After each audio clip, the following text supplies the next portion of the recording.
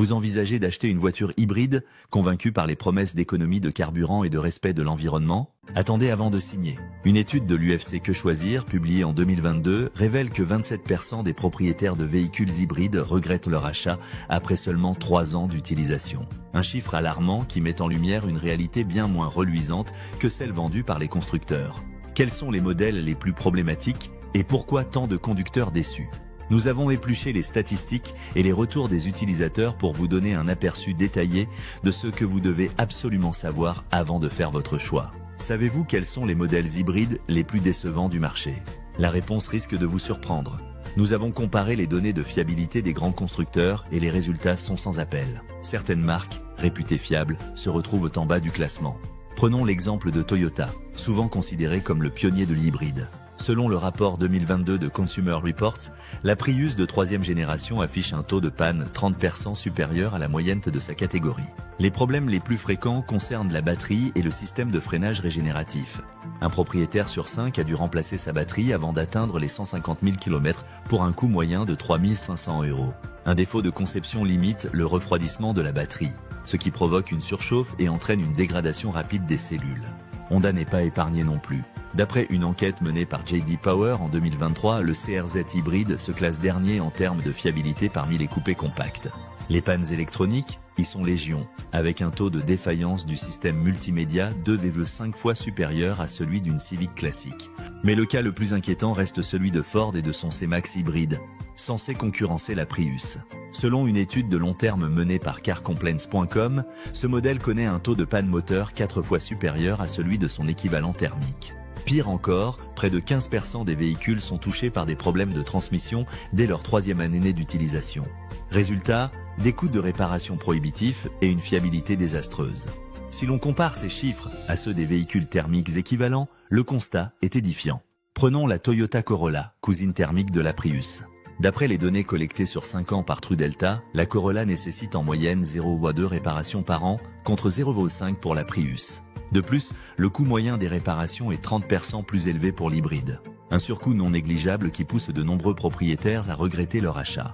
En s'appuyant sur ces données, nous avons établi une liste des 5 modèles hybrides les moins fiables et à éviter absolument: Ford C-Max hybride, Honda CRZ, Toyota Prius 3e génération, Lexus CT 200R et Chevrolet Volt 1re génération. Ces modèles cumulent les défauts de conception, les coûts de réparation élevés et des pannes récurrentes, remettant sérieusement en question la réputation de fiabilité des hybrides. Mais au-delà des problèmes techniques, qu'en est-il des économies de carburant tant vantées par les constructeurs? La réalité est bien différente des promesses marketing. Selon une étude menée par l'Automobile Club allemand, ADAC, en 2022, l'écart moyen entre la consommation annoncée et la consommation réelle des véhicules hybrides atteint 42%.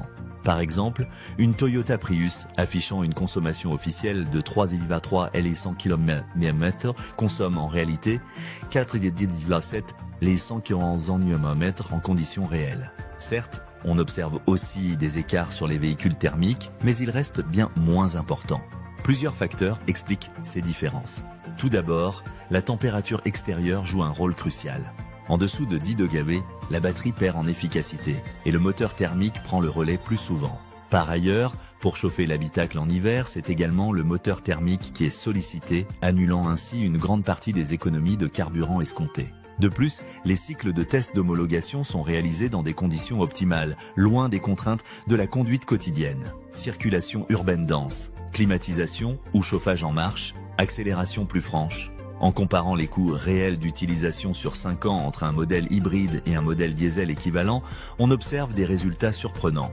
Prenons l'exemple d'une Peugeot 308 hybride 180 et d'une 308 Blue HDI 130. Sur 100 000 km, la version hybride consomme en moyenne 4,7 L 100 km contre 5,2 la 1100 km pour la version diesel. Une différence minime, d'autant plus que le surcoût initial de l'hybride est de 5 000 € et que son coût d'entretien est souvent plus élevé en raison de la complexité de sa mécanique. Autre point à considérer, la durée de vie des batteries.